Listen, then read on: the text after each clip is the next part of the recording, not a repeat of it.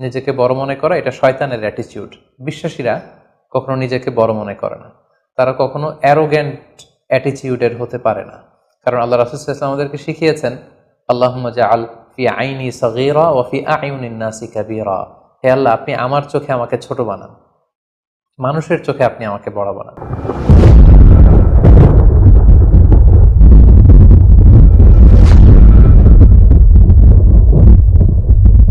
আসসালামু আলাইকুম ওয়া রাহমাতুল্লাহি ওয়া বারাকাতুহু।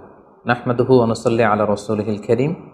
আম্মা বা'দু ফাআউযু বিল্লাহি মিনাশ শাইতানির রাজীম। বিসমিল্লাহির রহমানির রহিম। আদম আলাইহিস সালাম, তিনি হচ্ছেন আবুল বাশার, মানবমণ্ডলীর আদি পিতা। তিনি পৃথিবীর প্রথম মানুষ এবং প্রথম নবী। গোটা মানবমণ্ডলীর মধ্য থেকে আল্লাহ তাআলা আদম আলাইহিস সালামকে পৃথিবীর প্রথম মানুষ এবং প্রথম নবী হিসেবে বাছাই করেছেন। আর আমরা পৃথিবীতে যারা আছি, আমরা সবাই হচ্ছে বানি আদম বা আদম আলাইহিস সালামের বংশধর। আল্লাহ তাআলা আদম আলাইহিস সালামকে সৃষ্টি করার অনেক আগে এই পৃথিবীতে প্রথমে জিন তৈরি করেছিলেন। আল্লাহ তাআলা ইরশাদ করছেন, ওয়াল জান্না খলাকনাহু মিন ক্বাবলু মিন নারিস সামুম। আর আমি মানব জাতি সৃষ্টির অনেক আগে প্রজ্বলিত আগুনের শাখা থেকে জিন জাতিকে তৈরি করেছি। আল্লাহ তাআলা যখন আদম আলাইহিস সালামকে সৃষ্টি করবেন বলে চিন্তা করলেন, আল্লাহ তাআলা সিদ্ধান্তটি ফেরেশতাদের সাথে শেয়ার করলেন। আল্লাহ তাআলা বললেন, ইন্নী জাআইলুন ফিল আরদি খলিফা। ওহে ফেরেশতারা, আমি পৃথিবীতে আমার রিপ্রেজেন্টেটিভ, আমার প্রতিনিধি হিসেবে মানুষ তৈরি করতে যাচ্ছি। যেহেতু জিন জাতিরা পৃথিবীতে আদম আলাইহিস সালামের আগেই অনেক রক্তপাত করেছিল, বিশৃঙ্খলা সৃষ্টি করেছিল, সেই অভিজ্ঞতার আলোকে সেই ডিসকাশনে আল্লাহ তাআলার সাথে ফেরেশতাদের ডিসকাশনে ফেরেশতারা তাদের মতামত পেশ করলেন। তারা বললেন তাদের অভিজ্ঞতার আলোকে, ক্বালু আতাজআলু ফিহা মান ইউফসিদু ফিহা ওয়া ইয়াসফিকুদ দিমা। অর্থাৎ, হে আল্লাহ, আপনি কি এমন কোনো জাতি তৈরি করবেন যারা পৃথিবীতে ফাসাদ সৃষ্টি করবে, ক্যাওস করবে, রক্তপাত করবে? নাহনু নুসাব্বিহু বিহামদিকা ওয়া নুকদ্দিসু লাক। আমরা তো আপনার তাসবিহ পড়ি, আপনার প্রশংসা করি, আমরাই তো ভালো, কেন আপনি আবার মানুষ বানাতে যাবেন? আল্লাহ তাআলা বললেন, ইন্নী আ'লামু মা লা তা'লামুন। যে হে ফেরেশতারা, আমি এমন কিছু জানি যেটা তোমরা জানো না। আল্লাহ তাআলার এই সিদ্ধান্তের কথা যখন তিনি ফেরেশতাদেরকে জানিয়ে দিলেন যে আমি মানুষ বানাতে যাচ্ছি, অতঃপর আল্লাহ তাআলা তার সিদ্ধান্ত অনুযায়ী তিনি মানুষ তৈরি করলেন। আদম আলাইহিস সালাম হচ্ছে পৃথিবীর সর্বপ্রথম মানব। তিনি আদম আলাইহিস সালামকে মাটি থেকে তৈরি করেছেন। এই ভূপৃষ্ঠের যত জায়গায় যত ধরনের মাটি আছে, সব মাটিগুলোকে সেখান থেকে কিছু কিছু অংশ নিয়ে আল্লাহ তাআলা আদম আলাইহিস সালামকে তৈরি করলেন। আল্লাহ তাআলা ইরশাদ করছেন, ইন্নী খালিকুম বাশারাম মিন তিন। নিশ্চয় আমি মানব জাতিকে মাটি থেকে তৈরি করেছি। এজন্য বলা হয়ে থাকে মাটির মানুষ, বা আদম হচ্ছে মাটির তৈরি। বেসিকলি আমরা সবাই আমাদের মা এবং বাবা থেকে তৈরি হয়েছি, তাদের স্পার্ম থেকে, ওভাম থেকে। যেহেতু মানুষের এই বীর্য বা স্পার্মটি আমাদের খাবার দাবারের একটা শক্তিরস বা নির্যাস, এবং আমাদের খাবার দাবার ফলমূল এগুলো আসে বেসিকলি মাটি থেকে, সেই দিকে ইঙ্গিত করে আমাদেরকে বলা হয় যে আমরাও হচ্ছি মাটির তৈরি। আদম আলাইহিস সালামকে আল্লাহ তাআলা সরাসরি মাটি থেকে তৈরি করলেন, এবং এই সৃষ্টি প্রক্রিয়ার 3টি ধাপ ছিল। প্রথমত আল্লাহ তাআলা মাটিগুলোকে এঁটেল মাটিতে রূপ দিলেন, যেটাকে কোরআন বলেছে তিনুন লাজিব। তারপর সেই এঁটেল মাটিতে আল্লাহ তাআলা বৃষ্টি বর্ষণ করলেন, ফলে সেটা হয়ে গেল হামাইম মাসনুন, মানে কাদামাটি। এরপর কাদামাটির সে দলা দিয়ে আল্লাহ তাআলা সেখানে হিট দিলেন, প্রচণ্ড তাপ দিলেন। তাপ দিয়ে সেই মাটির দলাটিকে তিনি বানালেন সলসলিন কাল ফখর, ঠনঠনে পোড়ামাটি। এবং সেই ঠনঠনে পোড়ামাটির যে কাঠামো, আল্লাহ তাআলা আদম আলাইহিস সালামের স্ট্রাকচার দিলেন, কাঠামো দিলেন, এবং সেই কাঠামোর ভেতরে আল্লাহ তাআলা রুহের ফুৎকার দিলেন। আল্লাহ বললেন, ফাইযা সাওয়াইতুহু ওয়া নাফাখতু ফীহি মির রূহি। যখন আমি আদমকে তৈরি করলাম, তখন then I breathed into him my spirit. আমি তার ভেতরে আমার রুহের ফুৎকার দিলাম। ফলে আদম আলাইহিস সালাম জীবিত মানুষ হিসেবে সর্বপ্রথম আবির্ভূত হল। আমরা যদি সহিহ বুখারীর দিকে তাকাই, তাহলে দেখব যে সহিহ বুখারীতে সাইয়েদনা আদম আলাইহিস সালামকে যখন আল্লাহ তাআলা তার আকৃতি দিয়েছেন, অবয়ব দিয়েছিলেন, তার হাইট কত ছিল, কত লম্বা তিনি ছিলেন, সে ব্যাপারে সহিহ বুখারীতে এসেছে, ওয়াকানা তুলহু সিত্তুনা যিরাআন, 60 বিঘত তিনি লম্বা ছিলেন। আমাদের হাতের এই কনুই থেকে আঙ্গুল পর্যন্ত এই জায়গাটিকে বলা হয় 1 বিঘত। সেই হিসেবে তিনি ছিলেন 60 বিঘত লম্বা, 60 কিউবিট। এবং সহিহ মুসলিমের একটি বর্ণনা থেকে আমরা জানতে পারি জুমার দিন আল্লাহ তাআলা আদম আলাইহিস সালামকে তৈরি করেছিলেন। ইয়াউমুল জুমআতি ফিহি খুলিকা আদম, জুমার দিনে আল্লাহ তাআলা আদম আলাইহিস সালামের সৃষ্টি প্রক্রিয়া এটাকে তিনি সম্পন্ন করেছেন।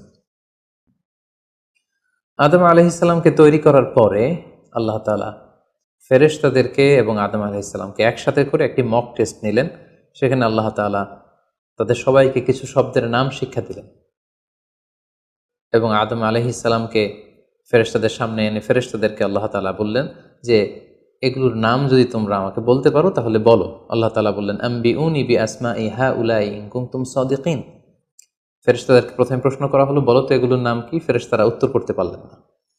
অতঃপর আদম আলাইহিস সালামকে লক্ষ্য করে আল্লাহ যখন বললেন ইয়া আদম আম্বিহুম বিআসমাইহিম, হ্যাঁ আদম তুমি এই জিনিসগুলোর নাম সবাইকে শুনিয়ে দাও। ফালাম্মা আম্বাআহুম বিআসমাইহিম, আদম আলাইহিস সালাম যখন একটার পর একটা সবগুলো জিনিসের নামকরণ করে ফেলতে পারলেন, সবগুলো জিনিসের নাম বলতে পারলেন, ক্বালা আলাম আকুল লাকুম ইন্নী আ'লামু গায়বাস সামাওয়াতি ওয়াল আরদ, আল্লাহ তাআলা ফেরেশতাদেরকে বললেন আমি কি তোমাদেরকে বলিনি যে আমি আকাশ জমিনের গায়েবের সমস্ত বিষয়ের ধারক এবং বাহক, সব বিষয়ের জ্ঞান আমার কাছে আছে।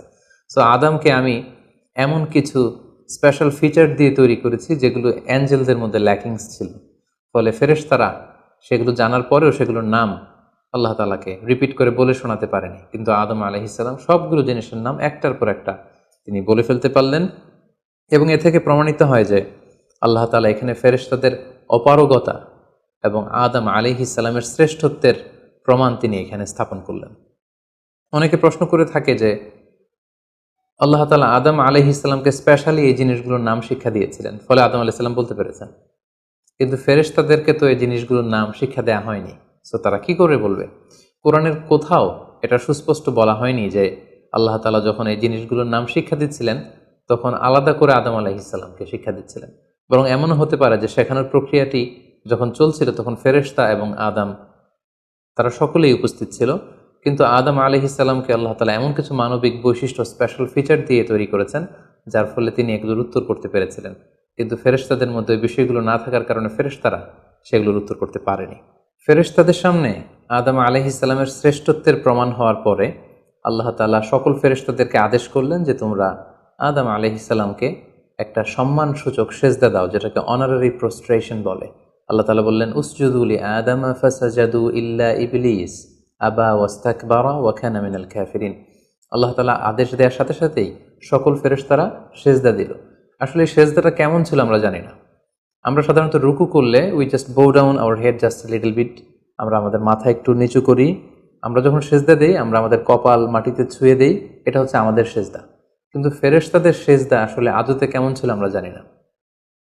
এজন্য ফেরেশতাদের কোনো বিষয়, জিনদের কোনো বিষয়, এটা যদি আমরা আমাদের মতো করে কল্পনা করি এটা ভুল হবে। বরং যেভাবে সেজদা দেওয়ার দরকার ছিল ফেরেশতারা ঠিক সেভাবেই আদম আলাইহিস সালামকে সেজদা দিয়েছেন। কিন্তু এই সেজদাটি ইবাদতের সেজদা নয়, কারণ ইবাদত হিসেবে সেজদা দেওয়া যাবে শুধুমাত্র কেবলমাত্র আল্লাহ তাআলাকে। এই সেজদাটি ছিল সম্মানসূচক সেজদা, অনারারি প্রস্ট্রেশন। ফাসাজাদু ইল্লা ইবলিস, আল্লাহ তাআলা আদেশ দেওয়ার সাথে সাথে সকল ফেরেশতারা সেজদা দিল ইবলিস ছাড়া। আবা ওয়াস্তাকবারা ওয়া কানা মিনাল কাফিরিন, সে সেজদা দিতে অস্বীকৃতি জানালো, ফলে সে কাফিরদের অন্তর্ভুক্ত হয়ে গেল। এখন প্রশ্ন হচ্ছে হু ইজ দিস ইবলিস? ইবলিস কে? এতক্ষণ পর্যন্ত আমরা আল্লাহ তাআলার সাথে ফেরেশতাদের ডিসকাশন, শেয়ারিং শুনেছি। আদম আলাইহিস সালামকে হঠাৎ করে সৃষ্টি করলেন, কিন্তু নাও এ নিউ ক্যারেক্টার অ্যাপিয়ার্ড, নতুন একটি ক্যারেক্টার চলে এসেছে, সেটা হচ্ছে ইবলিস। ইবলিস হচ্ছে এক মহাজ্ঞানী সত্তা, যে হচ্ছে কানা মিনাল জিন। কোরআন আমাদেরকে কনফার্ম করেছে কানা মিনাল জিন্নি ফাফাসাকা আন আমরি রাব্বি। ইবলিস বা শয়তান বেসিক্যালি জিন জাতির অন্তর্গত। আমরা আমাদের আদম আলাইহিস সালামের আলোচনা শুরুতেই বলেছি যে আল্লাহ তাআলা মানব সৃষ্টির আগে এই পৃথিবীতে জিন তৈরি করেছিলেন। ইবলিস হচ্ছে সেই জিনের অন্তর্গত। সে ইবাদতে এত বেশি পরিশ্রমী ছিল, সে বেশি বেশি ইবাদত করতে করতে আল্লাহ তাআলার প্রিয় সত্তায়, প্রিয় ভাজনে পরিণত হয়েছে। ফলে আল্লাহ তাআলা তার স্ট্যাটাসকে অনেক হাই করে দিয়েছেন এবং ফেরেশতাদের সাথে থাকবার সুযোগ করে দিয়েছিলেন। তাকে আল্লাহ তাআলা এতটাই সম্মান দিয়েছিলেন, সে চাইলেই আল্লাহ তাআলার সাথে সরাসরি কথা বলতে পারত। কিন্তু আল্লাহ তাআলা যখন আদম আলাইহিস সালামকে সেজদা দেওয়ার আদেশ করলেন, সবাই সেজদা দিল ইবলিস ছাড়া। আল্লাহ তাআলা এ পর্যায়ে ইবলিসকে জিজ্ঞেস করলেন মা মানাআকা আল্লা তাসজুদা ইয আমারতুক, হে ইবলিস, কিসে তোমাকে বাধা দিল সেজদা দিতে? কেন তুমি সেজদা দিলে না? সবাই যেখানে সেজদা দিল, তুমি কেন সেজদা দিলে না? ইবলিস তখন উত্তরে বলল, আনা খায়রুম মিনহু খলাকতানি মিন নার ওয়া খলাকতাহু মিন তিন। আমি আদমের চাইতে শ্রেষ্ঠ। সে আল্লাহর সাথে আর্গুমেন্ট দিতে শুরু করলো, লজিক দিতে শুরু করলো। সে যদি অন্তত এতটুকু বলতো যে আল্লাহ, আপনি কেন আমাকে সেজদা দিতে বলছেন, আমি এটার সিগনিফিকেন্স, এটার কারণ জানতে চাই, অথবা আল্লাহ আমি ভুল করে ফেলেছি, আপনি আমাকে ক্ষমা করুন, এর কোনোটাই না করে সে আল্লাহর সাথে আর্গুমেন্ট দিতে লাগলো। আর্গুমেন্টেটিভ একটা অ্যাটিটিউড তার মধ্যে গ্রো করলো। সে বলল, খলাকতানি মিন নার ওয়া খলাকতাহু মিন তিন। আপনি আমাকে সৃষ্টি করেছেন আগুন থেকে, আদমকে সৃষ্টি করেছেন মাটি থেকে। আগুন হচ্ছে ঊর্ধ্বমুখী, আগুনের লেলিহান শিখা দাউ দাউ করে উপরের দিকে উঠতে থাকে, আর মাটির চাকা ঢিলা, ছেড়ে দিলে নিচে পড়ে যায়। সো ঊর্ধ্বমুখী কোনো জিনিস তো নিম্নমুখী কোনো জিনিসের কাছে নত হতে পারে না, আমি কেন সেজদা দেব? সে যখন আল্লাহ তাআলার কাছে এইভাবে যুক্তিতর্ক স্থাপন করলো, আল্লাহ তাআলা তার র্যাঙ্কিংকে নষ্ট করে দিলেন। আল্লাহ বললেন যে তুমি বিতাড়িত, অভিশপ্ত, লাঞ্ছিত এবং ধিক্কৃত। আল্লাহ তাআলা তার যে হাই র্যাঙ্ক এবং স্ট্যাটাস, সেই পদমর্যাদা, তাকে পদমর্যাদাচ্যুত করা হলো। ফলে সে তার আগের অবস্থানে আর থাকলো না। সে আল্লাহ তাআলাকে এবার বলতে আরম্ভ করলো, ক্বাল আনজিরনি ইলা ইয়াউমি ইউবআসুন, হে আল্লাহ, এত বছর আমি ইবাদত করার পরে আপনার প্রিয় ভাজন হলাম, কিন্তু শুধু আদমকে সম্মানসূচক সেজদা প্রদর্শন না করার কারণে আপনি আমার স্ট্যাটাসকে নামিয়ে দিলেন, আপনি আমাকে ধিক্কৃত, অভিশপ্ত বলে ঘোষণা করলেন। তাহলে আমি আপনার কাছে একটা জিনিস চাই, সেটা হচ্ছে আনজিরনি ইলা ইয়াউমি ইউবআসুন, আপনি আমাকে কিয়ামত পর্যন্ত হায়াত দিন, যাতে আমি কিয়ামত পর্যন্ত বেঁচে থাকতে পারি। এবং সে শুধু আল্লাহর সাথে আর্গুমেন্ট দিয়েই ক্ষান্ত হয়নি, সে এ পর্যায়ে আল্লাহ তাআলাকে চ্যালেঞ্জ ছুড়ে দিল। বেসিকলি, যদিও ইবলিস এত এত ইবাদত করে আল্লাহ তাআলার প্রিয় হয়েছিল, ফেরেশতাদের পর্যায়ে চলে গিয়েছিল, আল্লাহ তাআলা তার সাথে ডিরেক্টলি কথা বলতো, কিন্তু ইবলিসের ভেতরে একটা সুপ্ত অহমিকা বোধ ছিল। আল্লাহ তাআলা চেয়েছেন এই ইনসিডেন্টের মধ্য দিয়ে সেই সুপ্ত অহমিকা বোধটা প্রকাশ করে দিতে। ইবলিস ভাবতো যে কেউ আমাকে ছাড়িয়ে যেতে পারবে না, আমি সবার চাইতে শ্রেষ্ঠ। সে বলেছিল, আনা খায়রুম মিনহু, আমি তার চেয়ে শ্রেষ্ঠ। তার ভেতরে যে সুপ্ত অহমিকা বোধ, এই যে অ্যারোগ্যান্স, এই যে ইগোইস্টিক সমস্যা, আল্লাহ তাআলা চেয়েছেন এই ঘটনার অবতারণা ঘটিয়ে ইবলিসের ভেতরকার এই অহমিকা বোধকে প্রকাশ করে দিতে, এবং সেটাই ঘটেছে। এবার সে আল্লাহ তাআলাকে চ্যালেঞ্জ দিয়ে বলল যে আল্লাহ, আপনি আমাকে কিয়ামত পর্যন্ত হায়াত দিন, লা আকউদান্না লাহুম সিরাতাকাল মুস্তাকিম, আপনার এই আদম সন্তান, বনি আদমের যারা পৃথিবীতে আসবে, তারা কি করে জান্নাতে যায় সেটা আমি দেখে নেব। আমি সিরাতুল মুস্তাকিমের সামনে বসে থাকবো, যাতে করে তারা সরল সঠিক পথ পেতে না পারে, তারা যাতে সত্যের পথে থাকতে না পারে। আমি তাদেরকে সুম্মা লাআতিয়ান্নাহুম মিন বাইনি আইদিহিম ওয়া মিন খালফিহিম ওয়া আন আইমানিহিম ওয়া আন শামাইলিহিম, সামনে থেকে, পেছন থেকে, ডান দিক দিয়ে, বাঁ দিক দিয়ে, সব দিক দিয়ে আমি তাদেরকে কুমন্ত্রণা দিব, ধোঁকা দিব, টেম্পটেশন দিব, হুইসপারিং করব। ওয়ালা তাজিদু আকসারাহুম শাকিরিন, আপনি তাদেরকে শুকরগুজার কৃতজ্ঞ বান্দাদের অন্তর্ভুক্ত পাবেন না। আল্লাহ তাআলা বললেন, লামান তাবিআকা মিনহুম লাআমলাআন্না জাহান্নামা মিনকুম আজমাইন, তুমি আমাকে চ্যালেঞ্জ দিচ্ছ, ঠিক আছে, আমিও তোমার চ্যালেঞ্জ নিলাম, চ্যালেঞ্জ অ্যাকসেপ্টেড। তোমাকে এবং তোমাকে যারা ফলো করবে, ফলোয়ারদেরকে, তাদের সবাইকে দিয়ে আমি জাহান্নামকে পরিপূর্ণ করব। আল্লাহ তাআলা ইবলিসকে কিয়ামত পর্যন্ত হায়াত দিলেন, তার চ্যালেঞ্জ গ্রহণ করলেন, এবং ইবলিসও তার মিশন এবং ভিশন ফিক্স করে নিল যে যে আদমের কারণে আজকে আমি এতটা ধিক্কৃত, অভিশপ্ত, লাঞ্ছিত, সে আদমকে এবং সে আদমের সন্তানদেরকে, বনি আদমকে আমি জাহান্নামে ঢুকানোর আগ পর্যন্ত ক্ষান্ত হব না। এবং আল্লাহ রাসূল সাল্লাল্লাহু আলাইহি ওয়াসাল্লাম বললেন যে ইন্না শাইতানা ইয়াজরি মিনাল ইনসানি মাজরাদ দাম, মানুষের রক্ত প্রবাহের সাথে ইবলিস মিশে যেতে পারে, সেখানে যে সে কুমন্ত্রণা দিতে পারে। সেই ঘটনার পর থেকে আল্লাহ তাআলার সৃষ্টির, দুইটি শক্তিশালী সৃষ্টির মধ্যে তৈরি হয়ে গেল চিরশত্রুতা, চিরবিদ্বেষ, চিরদ্বন্দ্ব, শয়তান আর বনি আদম। আদম আলাইহিস সালামকে যখন সেজদা করতে বলা হলো, সবাই সেজদা করলো, কিন্তু ইবলিস সেজদা করলো না। এই ঘটনার পর আদম আলাইহিস সালাম কেমন যেন একটু একাকিত্ব এবং অস্থিরতা ফিল করতে লাগলেন, লোনলিনেস, কারণ তার কোনো সাথী নেই, সঙ্গী নেই, প্রতিবেশী নেই, বন্ধু নেই, বান্ধব নেই, কেউ নেই। মানুষ হিসেবে তিনি কেবল একা, বড়ই একা। তার এই অস্থিরতা, তার এই একাকিত্ব, তার এই লোনলিনেসকে আল্লাহ তাআলা বুঝতে পেরে তার একজন সঙ্গিনী তৈরি করলেন। তিনি হচ্ছেন হাওয়া আলাইহিস সালাম, এই পৃথিবীর প্রথম মানবী। এবং আল্লাহ তাআলা বললেন ওয়াজআলা মিনহা যাওজাহা লিয়াসকুনা ইলাইহা। আল্লাহ তাআলা তার থেকেই তার একজন সাথী, তার সঙ্গিনী তৈরি করলেন, যার সান্নিধ্যে যে স্থির হতে পারে, সে প্রশান্তি পেতে পারে। অন্যত্র আল্লাহ তাআলা বলছেন খালাকা মিনহা যাওজাহা ওয়া বাসসা মিনহুমা রিজালান কাসীরা ওয়া নিসাআ। আল্লাহ তাআলা আদমের মধ্য থেকেই তার সাথীকে বা তার জোড়াকে অর্থাৎ হাওয়াকে তিনি তৈরি করলেন, এবং এই আদম আর হাওয়া থেকে গোটা বিশ্বের সকল মানব মণ্ডলীকে তিনি তৈরি করেছেন। আদম আলাইহিস সালামের কোন জায়গা থেকে হাওয়া আলাইহিস সালামকে তৈরি করা হয়েছে? সহিহ বুখারীতে এসেছে খুলিকনা মিন তিলা, পাঁজরের হাড় থেকে। আদম আলাইহিস সালামের বাম পাঁজরের উপর দিকের বাঁকা হাড় থেকে আল্লাহ তাআলা হাওয়া আলাইহিস সালামকে তৈরি করেছেন। হাওয়া শব্দটি এসেছে আরবি শব্দ হাই থেকে। হাই মানে জীবিত, প্রাণবন্ত। যেহেতু জীবন্ত আদম থেকে ওনাকে সৃষ্টি করা হয়েছে, তাই তাকে হাওয়া বলা হয়। অথবা আদম আলাইহিস সালাম হাওয়া আলাইহিস সালামের সঙ্গ পেলেই তিনি উজ্জীবিত হয়ে ওঠেন, প্রাণোচ্ছল হয়ে ওঠেন, এজন্য ওনাকে হাওয়া বলা হয়। তাহলে পৃথিবীর প্রথম মানবী হাওয়া আলাইহিস সালামকে আল্লাহ তাআলা আদম আলাইহিস সালামের নিঃসঙ্গতা, একাকিত্ব এবং লোনলিনেস যে ফিলিংটা, এটা দূর করার জন্য তার একজন সঙ্গী তিনি ঠিক করে দিলেন, আদম এবং হাওয়া। ইংরেজিতে বলা হয় অ্যাডাম অ্যান্ড ইভ। এবং আল্লাহ তাআলা তাদের দুজনকে জান্নাতে থাকবার পারমিশন দিলেন। আল্লাহ তাআলা বললেন ওয়াকুলনা ইয়া আদম উসকুন আনতা ওয়া যাওজুকাল জান্নাহ। আদম, তুমি আর তোমার স্ত্রী বা তোমার সঙ্গিনী দুজনে মিলে জান্নাতে থাকো। তবে এক্ষেত্রে কিছু ডুজ অ্যান্ড ডোন্টস আছে, কিছু ওয়ার্নিং আছে, কিছু প্রিকশন আছে। সেটা হচ্ছে ওয়াকুলা মিনহা রাগাদান হাইসু শি'তুমা। এই বাগানে, এই জান্নাতের যেখান থেকে মনে যায় তৃপ্তি সহকারে তোমরা উভয়ে খাও, কিন্তু ওয়ালা তাকরাবা হাযিহি শাজারাতা ফাতাকুনা মিনাল যালিমিন। জান্নাতের যেখান থেকে মনে চায় তোমরা খেতে পারো, পান করতে পারো, ঘুরে বেড়াতে পারো, আনন্দ উৎসব করতে পারো, কিন্তু ওয়ালা তাকরাবা হাযিহি শাজারা, এই গাছের ফল খাবে না। Be aware of this tree, এই গাছের কাছেও যাবে না। যদি যাও, যদি খাও, তাহলে ফাতাকুনা মিনাল যালিমিন, তোমরা জালিমদের অন্তর্ভুক্ত হয়ে যাবে। তাহলে আল্লাহ তাআলা আদম এবং হাওয়াকে জান্নাতে থাকার সুযোগ দিলেন, সেখানে কি করা যাবে কি করা যাবে না সেটা বাতলে দিলেন, ডুজ অ্যান্ড ডোন্টস দিলেন এবং ওয়ার্নিং দিয়ে দিলেন। কিন্তু তারপর যেটা ঘটলো সেটা হচ্ছে, আমরা জানি যে ইবলিস কিন্তু তার মিশন এবং ভিশনকে ফিক্স করে নিয়েছে যে সে আদমকে গুমরা করেই ছাড়বে, ধোকা দিয়েই ছাড়বে। এবং সে অনুপাতে সে সামহাও জান্নাতে ঢুকে আদম এবং হাওয়া আলাইহিস সালামকে হুইসপারিং করে, টেম্পটেশন দিয়ে, কুমন্ত্রণা দিয়ে তাদেরকে বিভ্রান্ত করে ফেলল।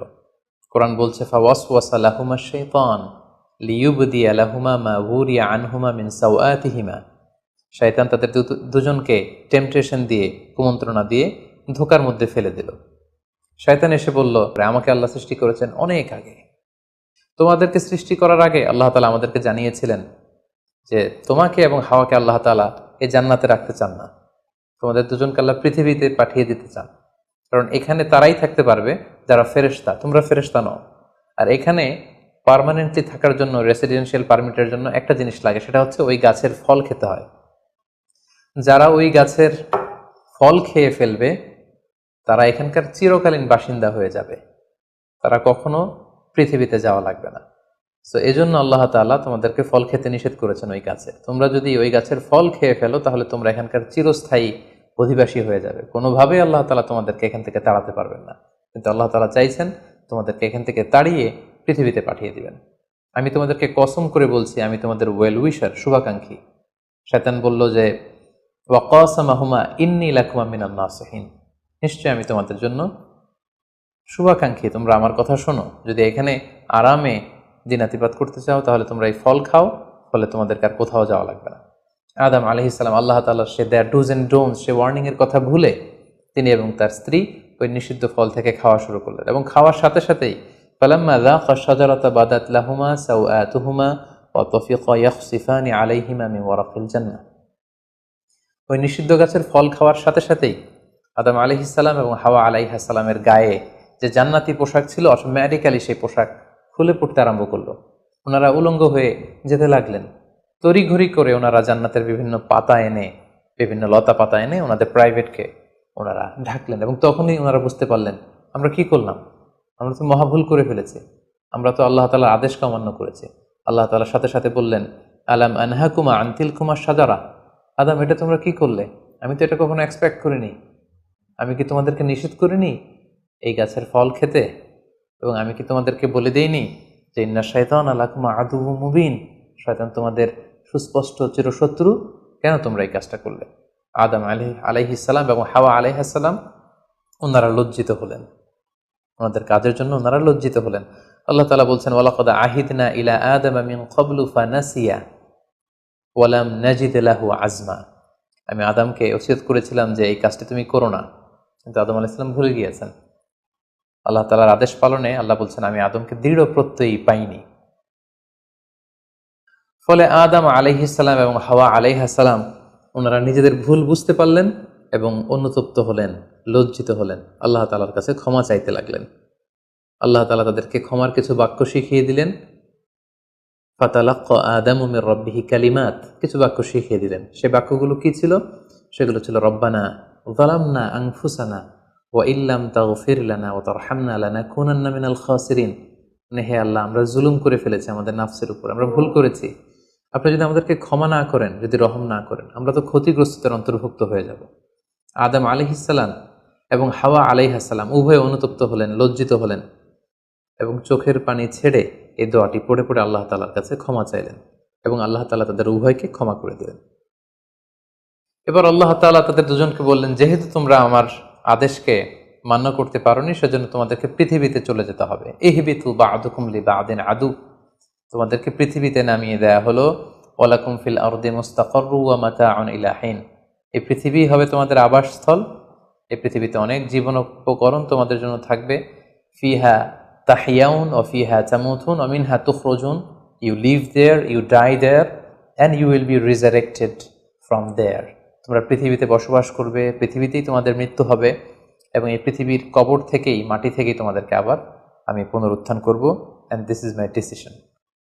আদম আলাইহিস সালাম এবং হাওয়া আলাইহিস সালাম পৃথিবীর প্রথম মানব এবং মানবীকে জান্নাত থেকে আল্লাহ তাআলা পৃথিবীতে নামিয়ে দিলেন, এবং আল্লাহ বললেন যে তোমাদেরকে নামিয়ে দিয়ে আমি ক্ষান্ত হচ্ছি না। ফাইম্মা ইয়াতিয়ান্নাকুম মিন্নি হুদান, আমার গাইডেন্স তোমাদের কাছে আসবে। ফামান তাবিআ হুদায়া ফালা ইয়াযিল্লু ওয়ালা ইয়াশকা, আমার দেয়া পথ নির্দেশিকা এবং গাইডেন্স যারা মেনে চলবে তারা কখনো পথভ্রান্ত হবে না, তারা কখনো গোমরা হবে না। অতঃপর আল্লাহ তাআলা তাদের দুজনকে পৃথিবীতে নামিয়ে দিলেন। আদম এবং হাওয়া কোথায় নামিয়ে দিলেন এ ব্যাপারে ঐতিহাসিকদের মধ্যে মতভেদ পাওয়া যায়।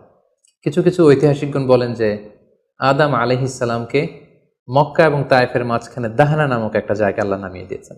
কোনো কোনো বর্ণনা মতে পাওয়া যায় যে আদম আলাইহিস সালামকে আল্লাহ তাআলা ইন্ডিয়ান সাবকন্টিনেন্টে শ্রীলঙ্কার সিংহাল নামক একটা জায়গায় পাঠিয়েছেন, এবং তারা সেখানে অ্যাডামস পিক নামে একটি পাহাড়ের কথা বলে থাকেন, যেখানে আদম আলাইহিস সালামের ফুটপ্রিন্ট বা পায়ের ছাপ সংরক্ষিত আছে বলে অনেক ঐতিহাসিকগণ মত প্রকাশ করেছেন। হাওয়া আলাইহিস সালামকে সৌদি আরবের জেদ্দা নগরীতে আল্লাহ তাআলা নাজিল করেন বলে অনেক ঐতিহাসিকগণ মতামত দিয়েছেন। তাহলে তারা পৃথিবীর এক এক দিকে এক একজন, অনেক দিন পরে তারা দুজন সৌদি আরবের জাবালে রাহমা, যেখানে বিদায় হজের ভাষণ দিয়েছিলেন আল্লাহ রাসূল সাল্লাল্লাহু আলাইহি ওয়াসাল্লাম, ময়দানটাকে বলা হয় ময়দানুল আরাফাত, আরাফাতের ময়দানে ওনারা আবার রিইউনাইটেড হয়েছেন এই পৃথিবীর বুকে। সম্মানিত, শুধু এ পর্যায়ে আমরা জানবো how was the life of Adam and Eve on earth. এই পৃথিবীতে আদম আলাইহিস সালাম এবং হাওয়া আলাইহিস সালামের একেবারে পৃথিবীর শুরুর দিকের জীবন পরিক্রমাটা কেমন ছিল, হাউ ওয়াজ দেয়ার লাইফ, কিভাবে তারা তাদের জীবন অতিবাহিত করেছেন। আমরা জানি যে তাদের দুজনের মাধ্যমেই হিউম্যান হিস্ট্রি শুরু হয়েছিল, মানব ইতিহাস। তাদের জীবন পরিক্রমাটা কিছুটা ভিন্ন, আমাদের চাইতে ভিন্ন, যেহেতু তারাই পৃথিবীর প্রথম মানব এবং মানবী। তাদের কোনো প্রতিবেশী নেই, তাদের কোনো বন্ধু বান্ধব নেই, পৃথিবীতে আর কোনো মানুষ তাদের আশেপাশে ছিল না, শুধু তারাই। তো সেক্ষেত্রে এক আল্লাহ তাআলার ইবাদত ছাড়া তাদের মৌলিক যে কাজটা ছিল সেটা ছিল পপুলেশন, কাল্টিভেশন অ্যান্ড কনস্ট্রাকশন। কি করে জনসংখ্যা বৃদ্ধি করা যায় পৃথিবীতে, কি করে সন্তান লালন পালন করা যায়, কি করে চাষাবাদ করা যায়, কি করে ফার্মিং করা যায়, এবং কি করে মানব সভ্যতার বিনির্মাণ করা যায়, এটাই ছিল পৃথিবীর প্রথম মানব এবং এই মানবীর প্রধানতম দায়িত্ব। যেহেতু ওনারা যদি নতুন প্রজন্ম তৈরি না করেন, ওনারা যদি চাষাবাদ না করেন, ওনারা যদি সভ্যতা বিনির্মাণ না করেন, তাহলে পৃথিবীতে মানব সভ্যতা টিকে থাকবে না। ফলে মৌলিক আবাদতের পাশাপাশি এগুলোই ছিল ওনাদের কাজ। আল্লাহ তাআলা সব শিখিয়ে দিলেন কিভাবে গাছ রোপণ করতে হয়, কিভাবে চাষাবাদ করতে হয়, কিভাবে ছাগল গরু এগুলো লালন পালন করতে হয়, এবং সেখান থেকে কিভাবে দুধ দহন করে নিজেদের খাবারের যোগান দিতে হয়। বেসিকলি আদম আলাইহিসসালামের কাছে যে সহিফাগুলো নাজিল হয়েছিল, সেখানে শরীয়তের মূলনীতির চাইতে কিভাবে পৃথিবী আবাদ করতে হবে এই বিষয়গুলোই বেশি স্থান পেয়েছিল। এক্ষেত্রে সবচেয়ে মজার ব্যাপার হচ্ছে আদম আলাইহিসসালামের এই জীবন পরিক্রমার সবচেয়ে গুরুত্বপূর্ণ একটি মজার বিষয় হচ্ছে যে কিছুদিন পরেই তাদের কুলকে আলোকিত করে, তাদের সংসারকে আলোকিত করে নতুন প্রজন্ম আসতে শুরু করলো। এবং আদম আলাইহিসসালাম এবং হাওয়া আলাইহিসসালামের মাধ্যমে যে সন্তানরা পৃথিবীতে আসতো, তারা ছিল অলওয়েজ টুইন বেবি বা যমজ সন্তান হিসেবে আসতো। সর্বপ্রথম আল্লাহ তাআলা তাদেরকে একটি সন্তান, একটি ছেলে সন্তান এবং একটি মেয়ে সন্তান দিয়ে ধন্য করলেন, এবং তারা তাদের নাম রাখলেন, ছেলেটির নাম রাখলেন কাবিল, মেয়েটির নাম রাখলেন আকলিমা। এবং তারপরের বছর আবারও হাওয়া আলাইহিসসালাম গর্ভবতী হয়ে সন্তান জন্ম দিলেন। সেক্ষেত্রেও একটি ছেলে একটি মেয়ে, কারণ এই ছেলে মেয়েদের বিয়ে দেওয়ার তখন পদ্ধতি ছিল, এই বছর যেই ছেলে জন্মগ্রহণ করেছে সেই ছেলের সাথে পরের বছরের মেয়ের বিয়ে হতো, এবং এই বছর যে মেয়ে জন্মগ্রহণ করেছে তার সাথে পরের বছরের ছেলের সাথে এভাবে ক্রসিং সিস্টেমে বিয়ে হতো। যেহেতু পৃথিবীতে আর কোনো মানুষ তাদের আশেপাশে ছিল না, ফলে নিজেদের ভাই বোনদের মধ্যে বিয়ে হতো, তবে ওলট পালট করে। তো এর ফলে বাই ডিফল্ট আদম আলাইহিসসালামের ছেলে কাবিলের ভাগ্যে এসে জুটল তার পরের টার্নের যে বোন জন্মগ্রহণ করেছে হাবিলের সাথে, তার নাম ছিল লাবুদা। লাবুদার সাথে কাবিলের বিয়ে হবে এবং হাবিলের সাথে ইকলিমার বিয়ে হবে, এটাই ফিক্স করা হলো। কিন্তু এখানে একটি সমস্যা দেখা দিল, সেটি হচ্ছে ইকলিমা ছিল খুবই সুন্দরী, she was a very beautiful lady. ফলে কাবিল এটা মেনে নিতে পারেনি। সে প্রশ্ন উত্থাপন করলো যে কেন আমি লাবুদাকে বিয়ে করব? লাবুদা হচ্ছে কিছুটা শ্যামলা প্রকৃতির, আমি তাকে বিয়ে করব না, বরং আমার সাথে আমার যে বোন জন্মগ্রহণ করেছে সে ইকলিমাকে আমি বিয়ে করব। আদম আলাইহিসসালাম বললেন, না, এটা আল্লাহর দেয়া আদেশ। তোমার সাথে তোমার যে যমজ বোন জন্মগ্রহণ করেছে তাকে তুমি বিয়ে করতে পারবে না, বরং তোমার পরে হাবিল এবং লাবুদা যে জন্মগ্রহণ করেছে সে লাবুদা হবে তোমার স্ত্রী, এবং তোমার সাথে তোমার যে বোন আকলিমা জন্মগ্রহণ করেছে সে আকলিমা হবে হাবিলের স্ত্রী। কিন্তু কাবিল এটা সহজে মেনে নিতে পারেনি। ফলে সে এখানে প্রশ্ন উত্থাপন করলো এবং সে বলল যে আমি আকলিমাকে বিয়ে করতে চাই। দেখা দিল এক মহা সমস্যা। তখন আল্লাহ তাআলা আদম আলাইহিসসালামকে জানিয়ে দিলেন, ঠিক আছে, হাবিল এবং কাবিলকে কোরবানি করতে বলো, যার কোরবানি কবুল হবে সেই আকলিমাকে পাবে। এবং তখন কোরবানির সিস্টেম ছিল, কোরবানি করে চলে আসার পরে আকাশ থেকে আগুন এসে যেই কোরবানিকে ঝলসে দিত, সেই কোরবানিটা আল্লাহ তাআলার কাছে কবুল হয়েছে বলে ধরে নেওয়া হতো। আদম আলাইহিসসালামের ছেলে কাবিল বেসিকলি চাষি ছিল, সে এক বস্তা গম আল্লাহ রাস্তায় কোরবানি করলো। আর হাবিল সে মেষ চড়াতো, ছাগল চড়াতো, সে একটি বকরি জবাই করে আল্লাহ রাস্তায় কুরবানি করলো। এবং তারা অপেক্ষা করতে লাগলো যে কার কুরবানি কবুল হয়। দেখা গেল আকাশ থেকে আগুন এসে হাবিলের বকরি বা ছাগলটাকে ঝলসে দিয়েছে, কিন্তু কোনো আগুন এসে কাবিলের গমের বস্তাকে বা গমের স্তূপকে ঝলসে দেয়নি। ফলে প্রমাণিত হলো যে হাবিলের কুরবানি আল্লাহ তাআলার দরবারে কবুল হয়েছে, এবং আল্লাহ তাআলার দেয়া আগের বিধান অনুযায়ী হাবিলই আকলিমাকে বিয়ে করার সুযোগ পাবে। এই কথাটি আল্লাহ তাআলা খুব সুন্দর করে কোরআনুল কারীমে উল্লেখ করেছেন। আল্লাহ বলছেন, ফাতুকুব্বিলা মিন আহাদিহিমা ওয়া লাম ইউতাকাব্বাল মিনাল আখার। তাদের একজনের কোরবানি কবুল হলো, আরেকজনেরটি হলো না।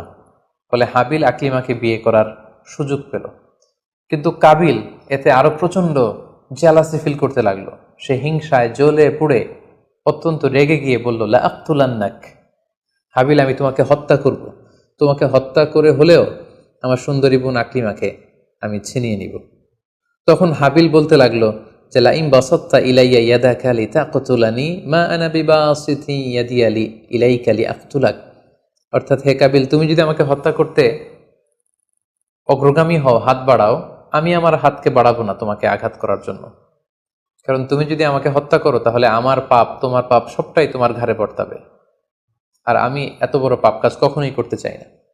কাবিল এই কথাতেও ক্ষান্ত না হয়ে সে হত্যা করতে উদ্ধত হলো এবং সে তার কথা মতো তার ভাই হাবিলের উপর চড়াও হয়ে আক্রমণ করে তার আপন ভাই হাবিলকে সে হত্যা করে ফেলল। কোরআন বলল ফাকাতালাহু ফাসবাহা মিনাল খাসিরিন, কাবিল হাবিলকে হত্যা করে ফেলল। প্রতিহিংসার অনলে জ্বলে পুড়ে শয়তানের কুমন্ত্রণায় পৃথিবীর প্রথম হত্যাকাণ্ড, the first murder ever in the world, পৃথিবীর প্রথম হত্যাকাণ্ড সংঘটিত হলো এবং হত্যাকারী ছিল আদম আলাইহিস সালামের ছেলে কাবিল এবং এই পৃথিবীর প্রথম নিহত মানুষের নাম হচ্ছে হাবিল। সহিহ বুখারীতে আল্লাহ রাসূল সাল্লাল্লাহু আলাইহি ওয়াসাল্লাম ইরশাদ করেছেন, আউয়ালু মান সান্নাল কতলা, কাবিল হচ্ছে ওই ব্যক্তি যে পৃথিবীতে সর্বপ্রথম হত্যার ট্র্যাডিশন চালু করেছে। কাবিলের আগে কেউই পৃথিবীতে হত্যাকাণ্ড ঘটায়নি, ফলে হাবিল হচ্ছে পৃথিবীর প্রথম শহীদ বা প্রথম নিহত মানুষ।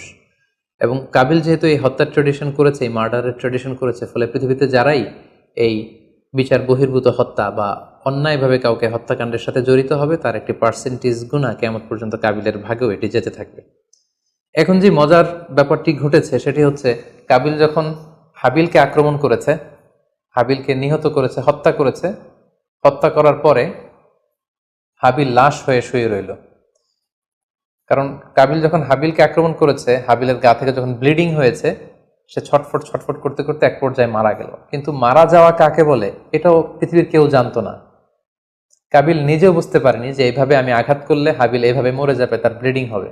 মৃত্যু কি এটা তারা জানে না, কারণ এই পর্যন্ত এই পৃথিবীতে কেউ তো মারা যায়নি। ফলে সে দেখলো যে কিছুক্ষণ আগে আমার ভাই হাবিল আমার সাথে কথা বলছিল, এখন হাবিল আর কথা বলে না, চুপ করে শুয়ে আছে, নড়ে না চড়ে না। কাবিল তার ভাইকে কাঁধে নিয়ে ঘুরতে লাগলো। কি করবে, সে কথা বলে না কেন? কারণ এটা যে মৃত্যু, দিস ইজ দ্য ডেথ, এটা তাদের জানা ছিল না। এবং তার ভাইয়ের লাশকে সে কি করবে সে নিজে বুঝতে পারছিল না। তখন হাবিলকে শিক্ষা দেওয়ার জন্য আল্লাহ তাআলা একটি কাককে পাঠালেন। ফাবাআসাল্লাহু গুরাবান ইয়াবহাসু ফিল আরদি লিউরিয়াহু কাইফা ইউয়ারি সাওআতা আখি। দুটি কাক এসে একটি কাক আর একটি কাককে হত্যা করলো এবং হত্যাকারী কাকটি তার ঠোঁট দিয়ে তার পা দিয়ে মাটি খুঁড়ে গর্ত করে সেই গর্তের ভেতরে মৃত কাকটিকে ফেলে আবার মাটি দিয়ে ঢেকে ফেললো। এই দৃশ্যটি হাবিল দেখে বুঝতে পারলো যে কাবিল দেখে বুঝতে পারলো আমাকেও একই কাজ করতে হবে। কাবিল তখন মাটি খুঁড়ে তার ভাই হাবিলকে মাটি চাপা দিয়ে পৃথিবীর প্রথম ফিউনারাল বা বারিফাইংয়ের যে সিস্টেম, কবর দেওয়ার যে প্রক্রিয়া, এটা তিনি সারলেন। আদম আলাইহিস সালাম তখন চলে গিয়েছিলেন মক্কায় কাবা নির্মাণের কাজে বা হজের কাজে। সেখান থেকে ফিরে এসে এই ঘটনা শুনে তিনি অত্যন্ত দুঃখ পেলেন। তিনি কাবিলকে ভর্ৎসনা করলেন এবং আদম আলাইহিস সালামের সন্তান সন্ততি সবাইকে ডেকে তিনি নাসিহত করলেন, এক আল্লাহর আদেশ মেনে নেওয়ার জন্য তিনি সবাইকে আহ্বান জানালেন। হাবিলের পরবর্তীতে আল্লাহ তাআলা এওয়াদান আন হাবিলের পরিবর্তে তিনি শীস আলাইহিস সালামকে আদম আলাইহিস সালামের ছেলে হিসেবে পৃথিবীতে দান করলেন। হাওয়া আলাইহিস সালামের কোল জুড়ে পৃথিবীতে আসলো শীস এবং তার সাথে তার টুইন বোন হাজুরা পৃথিবীতে আসলো।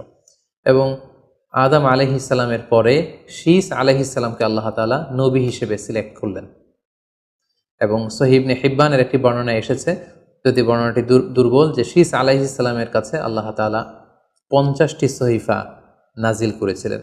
দেখতে দেখতে আদম আলাইহিস সালাম তার জীবনের 1000 বছর পূর্ণ করলেন। তিনি বয়োবৃদ্ধ হয়ে আসলেন এবং তার এই নবুয়তির দায়িত্ব আল্লাহ তাআলা শীস আলাইহিস সালামের কাঁধে দেওয়ার পরে আদম আলাইহিস সালামের পৃথিবী থেকে বিদায় নিলেন।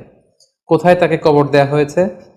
ঐতিহাসিকদের মধ্যে একাধিক মত পাওয়া যায়। কোনো কোনো বর্ণনা মতে ওনাকে মক্কাতে কবরস্থ করা হয়েছে, কোনো কোনো ঐতিহাসিক বর্ণনা মতে ওনাকে বাইতুল মাকদাসে কবরস্থ করা হয়েছে।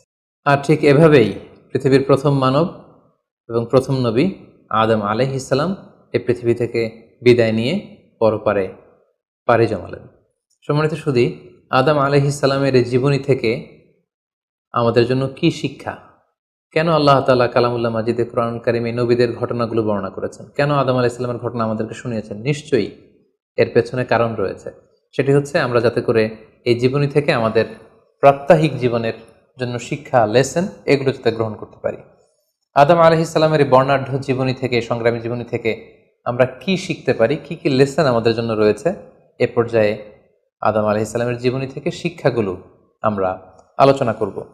আদম আলাইহিস সালামের জীবনী থেকে প্রথম যে শিক্ষাটা আমরা পাই সেটা হচ্ছে সৃষ্টির জন্য অহংকার করা বা অ্যারোগেন্স এটা শোভা পায় না। অহংকার করা এটা হচ্ছে স্রষ্টার বৈশিষ্ট্য। কোনো সৃষ্টি কখনো অহংকার করতে পারে না। আল্লাহ তাআলা বলেছেন হাদিসে কুদসিতে, আল কিবরিয়া উরিদা ই, অহংকার হচ্ছে আমার চাদর, এজন্য যে অহংকার করবে ওকে আমি জাহান্নামে নিক্ষেপ করব। কিন্তু শয়তানের ক্ষেত্রে আমরা এই মিস্টেকটাই দেখেছি। সে অহংকারের ফাঁদে পা দিয়ে আল্লাহ তাআলার আদেশ অমান্য করেছে এবং সে ধিক্কৃত অভিশপ্ত একটা সত্তায় পরিণত হয়েছে। এবং সে বলেছে যে আনা খাইর মিনহু, আমি আদমের চাইতে শ্রেষ্ঠ। কোনো বিশ্বাসী, কোনো প্র্যাকটিসিং মুসলিম কখনো নিজেকে বড় মনে করতে পারে না। ইসলাম আমাদেরকে এটা শেখায় না। নিজেকে বড় মনে করা এটা হচ্ছে শয়তানের স্বভাব, যেটা আমরা আদম আলাইহিসসালাম এবং শয়তানের যে ঘটনা, ইনসিডেন্ট, সেখান থেকে আমরা জানতে পারলাম। নিজেকে বড় মনে করা এটা শয়তানের অ্যাটিটিউড। বিশ্বাসীরা কখনো নিজেকে বড় মনে করে না, তারা কখনো অ্যারোগ্যান্ট অ্যাটিটিউডের হতে পারে না। কারণ আল্লাহ রাসূল সাল্লাল্লাহু আলাইহি ওয়াসাল্লাম আমাদেরকে শিখিয়েছেন, আল্লাহুম্মা জাআল ফি আইনি সাগীরা ওয়া ফি আ'ইউনিন নাসি কাবীরা, হে আল্লাহ, আপনি আমার চোখে আমাকে ছোট বানান, মানুষের চোখে আপনি আমাকে বড় বানান। আপনি নিজেকে কখনো বড় বলে উপস্থাপন করতে পারবেন না।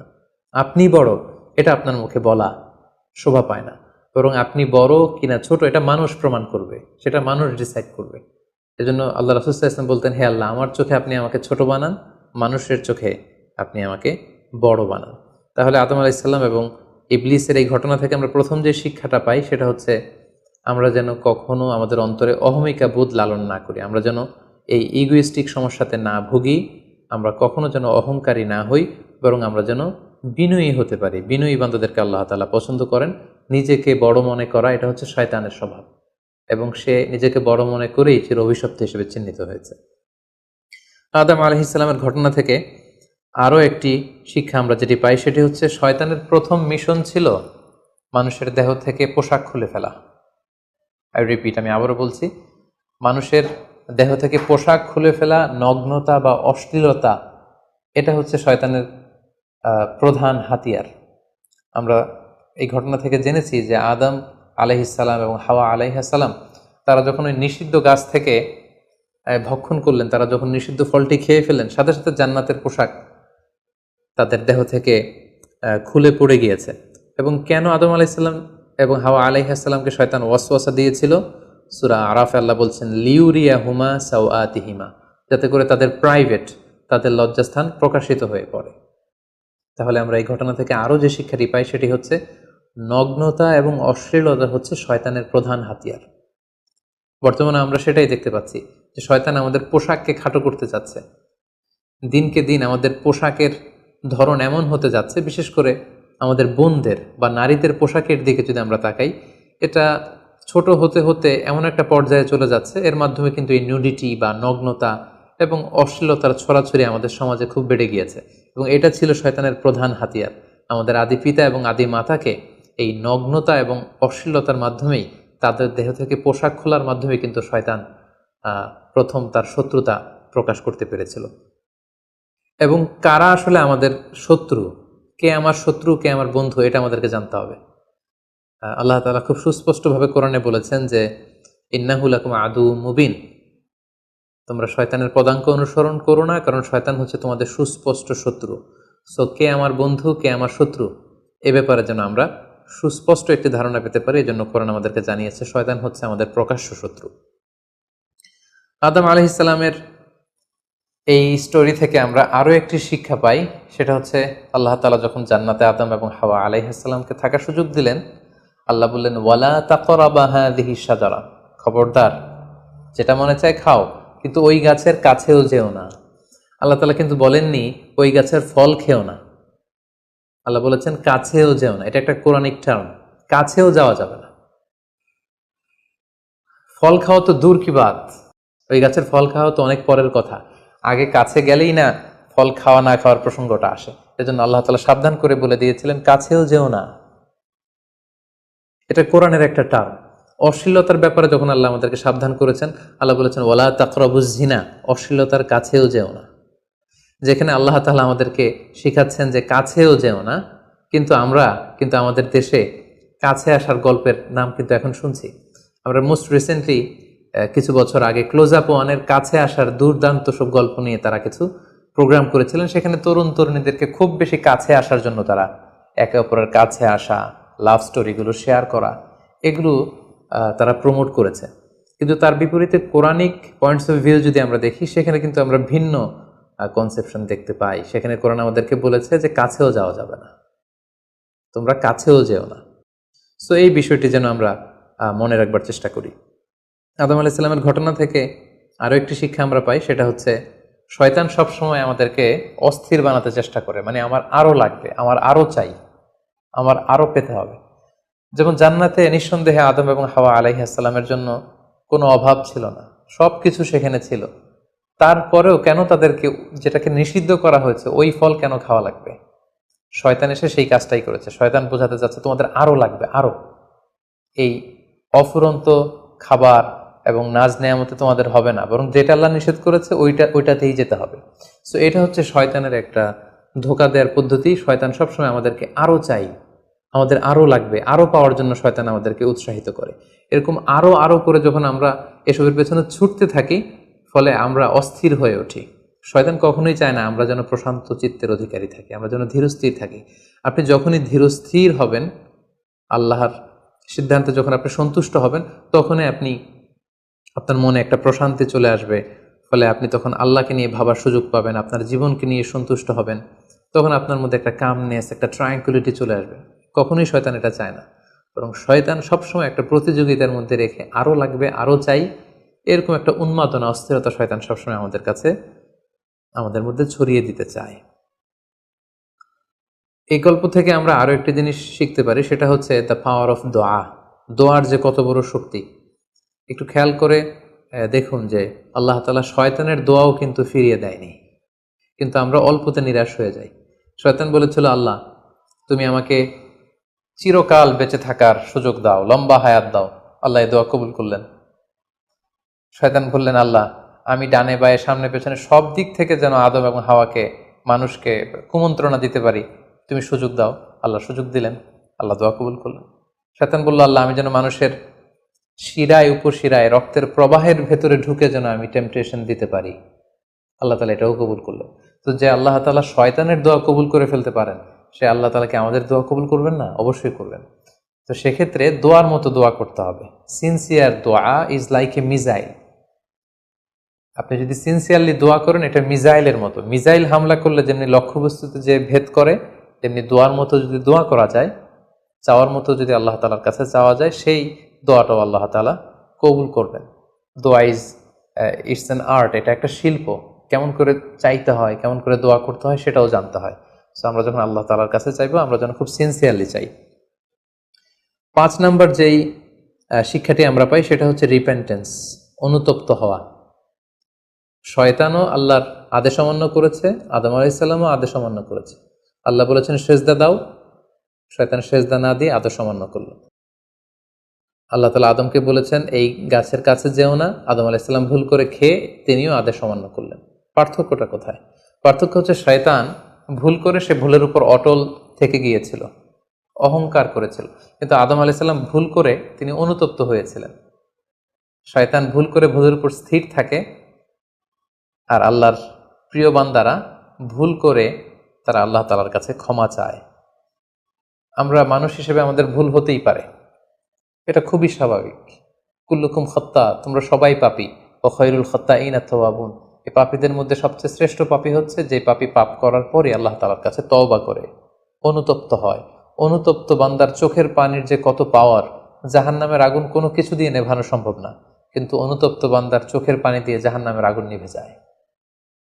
একজন বান্দা যখন ভুল করে, পাপ করে, ভুল বুঝতে পেরে অনুতপ্ত হয়ে চোখের পানি ছাড়ে, তার চোখের পানি চোখ বেয়ে, তার নাকের ডগা বেয়ে মাটিতে পড়ার আগেই আল্লাহ অনুতপ্ত বান্দার সব গুনাহ মাফ করে দেন।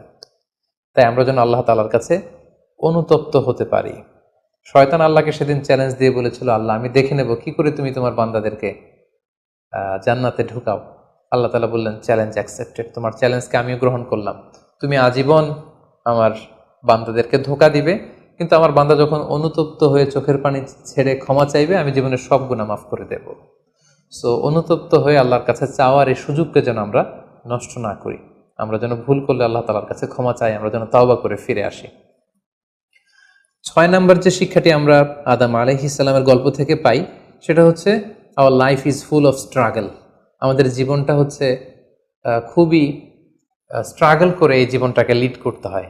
এখানে অনেক ইফোর্ট দিতে হয়। দুনিয়াকে বলা হয় দারুল আসবাব, পরিশ্রম করে লড়াই করে নিজের অবস্থানকে এখানে জানান দিতে হয়। প্রতিকূল পরিবেশে কিভাবে আপনি টিকে থাকবেন, দুর্যোগ মোকাবেলা করে কিভাবে আপনি টিকে থাকবেন, সেটার শিক্ষা কিন্তু এই পৃথিবীতে আছে। যেমন আদম আলাইহিসসালাম, হাওয়া আলাইহিসসালাম যখন পৃথিবীতে এসেছেন, তাদের জন্য সব কিছু যে একেবারে প্রিপেয়ার্ড ছিল ব্যাপারটি এমন নয়।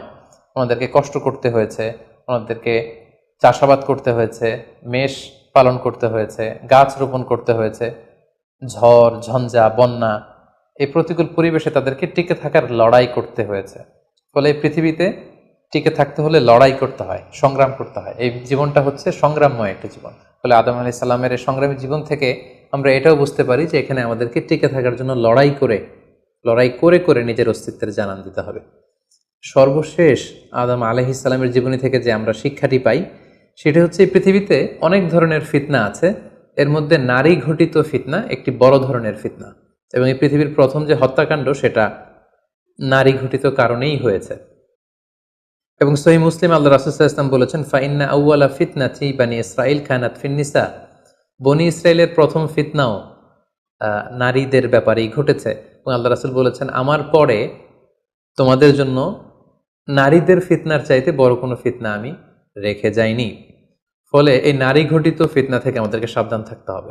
বর্তমানেও যখন আমরা পত্রপত্রিকা খুলি, প্রায় কিন্তু আমরা এই ধরনের অশ্লীলতা, নগ্নতা, ধর্ষণের মতো জঘন্য ঘটনার কথা আমরা শুনি। এতে করে আমরা বুঝতে পারছি যে নারী ঘটিত ফিতনাটা আসলেই অনেক বড় ফিতনা। এক্ষেত্রে আসলে নারীদেরকে ব্লেম করা হচ্ছে না, এক্ষেত্রে উভয়ই সমানভাবে অপরাধী।